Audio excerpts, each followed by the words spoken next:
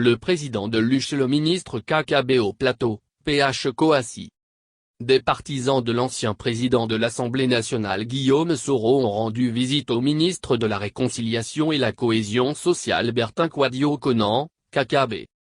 L'objectif de cette visite des proches de l'exilé en France depuis son retour manqué en 2019 en Côte d'Ivoire avait pour but de solliciter l'implication du ministre pour aider à la décrispation entre le chef de l'État Alassane Ouattara et l'ancien Premier ministre.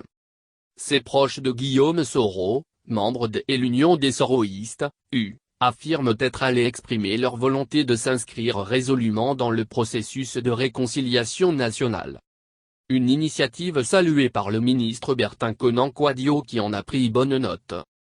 Conduits par le président de l'UE, ils sont venus m'exprimer leur volonté de s'inscrire résolument dans le processus de réconciliation nationale et me solliciter pour aider à la décrispation des relations entre le président de la République, Alassane Ouattara, et leur leader, l'ancien Premier ministre, M. Guillaume Kibafori Soro.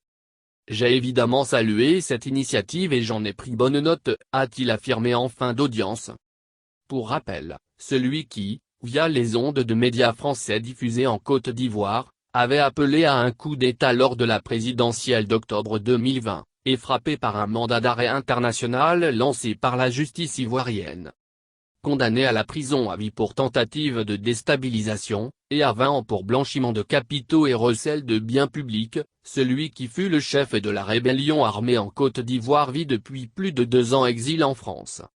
Enfin et selon nos informations, aucune décrispation entre Soro, qui doit trouver le temps long, et Ouattara, qui a peut-être d'autres priorités, ne pourra être envisagée tant que les avatars Internet de l'ancien président de l'Assemblée nationale ne cesseront de salir au quotidien le chef de l'État et son entourage proche.